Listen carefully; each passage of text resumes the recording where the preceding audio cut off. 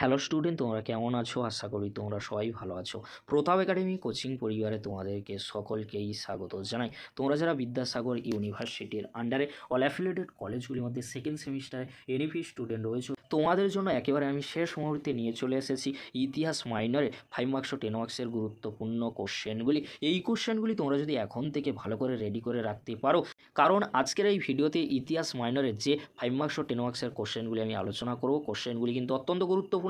এই কোশ্চেনগুলি বাদেও তোমরা কিন্তু তোমাদের স্যার ও ম্যাডামদের দেওয়া কোশ্চেনগুলিও কিন্তু রেডি করে যাবে, কারণ তোমাদেরকে বলে রাখি এই কোশ্চেনগুলি অত্যন্ত গুরুত্বপূর্ণ রয়েছে। যদি না আসে তাহলে তোমাদের স্যার বা ম্যাডামদের দেওয়া যে কোশ্চেনগুলি, সেই কোশ্চেনগুলি তোমরা যদি রেডি করে যাও, সেই কোশ্চেনগুলি থেকেও তোমরা কিন্তু কমন পেতে পারো।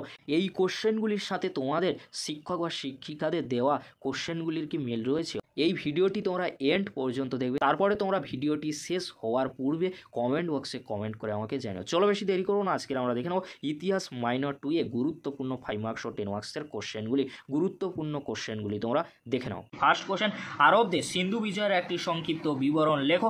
এর ফলাফল বা প্রভাব কী ছিল? বাংলাদেশে তুর্কি আক্রমণের কারণ ও ফলাফল সম্পর্কে আলোচনা করো। গজনী সুলতান মাহমুদের প্রধান ভারত অভিযানগুলির সংক্ষিপ্ত বিবরণ দাও। তিনটি কোশ্চেন খুবই গুরুত্বপূর্ণ 10 মার্কসের জন্য। পরবর্তী কোশ্চেন কী রয়েছে তোমরা দেখে নাও। দাস বংশের প্রতিষ্ঠাতাকে, তার অবদান আলোচনা করো। মোহাম্মদ ঘুরির ভারতবর্ষ অভিযানের বিবরণ দাও। তার অভিযানের ফলাফল কী হয়েছিল? সুলতান মাহমুদের ভারত অভিযানের সঙ্গে মোহাম্মদ ঘুরির ভারত অভিযানের তুলনামূলক আলোচনা করো। এই যে তিনটি কোশ্চেন বললাম, তিনটি কোশ্চেন খুবই গুরুত্বপূর্ণ। এখান থেকে তোমরা 5 মার্কস বা 10 মার্কসের জন্য একটি কোশ্চেন কমন পেয়ে যেতে পারো। পরবর্তী কোশ্চেন কী রয়েছে তোমরা দেখে নাও। সুলতান মাহমুদের ভারত অভিযানের প্রকৃতি ও কারণ আলোচনা করো। এই অভিযানগুলির ফলাফল বা গুরুত্ব বা প্রভাব নির্ণয় করো। আলাউদ্দিন খলজির রাজতান্ত্রিক আদর্শ সম্পর্কে আলোচনা করো। বাজার দর নিয়ন্ত্রণে আলাউদ্দিন খলজি কী কী ব্যবস্থা গ্রহণ করেছিলেন?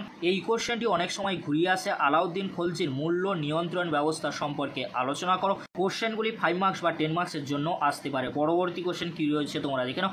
ইলতুৎমিশ কীভাবে ভারতে সুলতানি শাসনকে সংহত করেছিলেন? কোশ্চেনটি ঘুরিয়ে আসতে পারে। দিল্লির সুলতানের প্রকৃত প্রতিষ্ঠাতা হিসাবে ইলতুৎমিশের কৃতিত্ব বিচার করো। সুলতানি যুগের ইক্তা ব্যবস্থার ওপর সমালোচনামূলক টিকা লেখো। ফিরোজ তুগলক কি জনদরদি শাসক ছিলেন? বা কোশ্চেনটি ঘুরিয়ে আসতে পারে। ফিরোজ শাহ তুগলকের জনকল্যাণমূলক কার্যাবলী আলোচনা করো। পরবর্তী কোশ্চেন কী রয়েছে তোমরা দেখে নাও। দিল্লির সুলতানের পতনের জন্য ফিরোজ তুগলক দায়ী ছিলেন কি?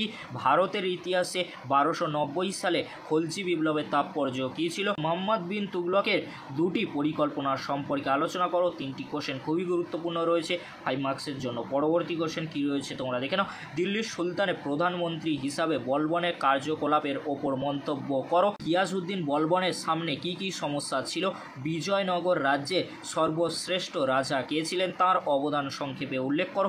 বিজয়নগর রাজ্যের উত্থান ও বিকাশ সম্পর্কে আলোচনা করো। পরবর্তী কোশ্চেন কী রয়েছে তোমরা দেখে নাও।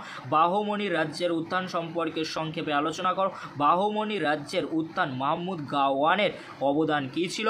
মধ্যযুগের বাংলায় শান্তি শৃঙ্খলা প্রতিষ্ঠায় আলাউদ্দিন হুসেন শাহের কৃতিত্ব বিচার করো। পরবর্তী কোশ্চেন কী রয়েছে তোমরা দেখে নাও। শেরশাহ শুধুমাত্র একজন উদ্ভাবক ছিলেন না, তার প্রকৃত উদ্দেশ্য ছিল সরকারি প্রশাসন যন্ত্রকে পুনর্জীবিত ও দক্ষ করে তোলা। তুমি কি এই বক্তব্যের সাথে একমত? জাহাঙ্গীরের রাজত্বকালে নূরজাহানের ভূমিকা মূল্যায়ন করো। আকবরের কেন্দ্রীয় ও প্রাদেশিক শাসন ব্যবস্থার উপর সংক্ষিপ্ত আলোচনা করো। পরবর্তী কোশ্চেন কী রয়েছে তোমরা দেখে নাও। আকবরের রাজপুত নীতির বৈশিষ্ট্যগুলি আলোচনা করো। আকবরের ধর্মনীতি সংক্ষেপে বিবৃত করো। এখানে তোমরা দিন ই ইলাহি আর সুল ই কুল এটা তোমরা ভালো করে দেখে রাখবে। ঔরঙ্গজেবের ধর্মনীতি সংক্ষেপে বিবৃত করো। ঔরঙ্গজেবের ধর্মনীতি সমালোচনামূলক বিশ্লেষণ করো। পরবর্তী কোশ্চেন কী রয়েছে তোমরা দেখে নাও। মুঘল যুগে জাগিরদারি সংকটের প্রকৃতি সমালোচনা সহ আলোচনা করো। মুঘল সাম্রাজ্যের পতনের সঙ্গে এটা কি সম্পর্কিত? সমালোচনা সহ মুঘল সাম্রাজ্যের পতনের জন্য মনসবদারি সংকটের প্রভাব আলোচনা করো। মুঘল যুগের অন্তর্দেশীয় ব্যবসা বাণিজ্যের ওপর একটি সংক্ষিপ্ত টিকা লেখো। মুঘল আমলে শিল্প ও স্থাপত্য সম্বন্ধে একটি সংক্ষিপ্ত টিকা লেখো। মধ্যযুগে ভারতীয় সাহিত্য ও সমাজে সুফিবাদ ও ভক্তিবাদের প্রভাব উল্লেখ করো। এই কোশ্চেনগুলি তোমরা ভালো করে 5 মার্কস ও 10 মার্কসের জন্য এখন থেকে রেডি করে নাও। অবশ্যই তোমরা এখান থেকে সমস্ত 5 মার্কস ও 10 মার্কসের কোশ্চেনগুলি কমন পেয়ে যাবে। এবারে তোমাদেরকে বলে রাখি, ইতিহাস মাইনারে 5 মার্কস ও 10 মার্কসের জন্য কিছু এক্সট্রা বা সাপোর্টিং কোশ্চেন আমি রেখেছি। এই কোশ্চেনগুলি তোমরা পারলে দেখে যেতে পারো। এই ছিল আজকের আলোচনা। যদি ভিডিওটি হেল্পফুল হয়ে থাকে অবশ্যই ফ্রেন্ডদের কাছে বেশি বেশি করে শেয়ার করে দিও। আজকের এতটুকু, পরবর্তীতে দেখা হচ্ছে নেক্সট কোনো একটি ভিডিওতে। ভিডিওটি দেখার জন্য তোমাদেরকে অসংখ্য ধন্যবাদ।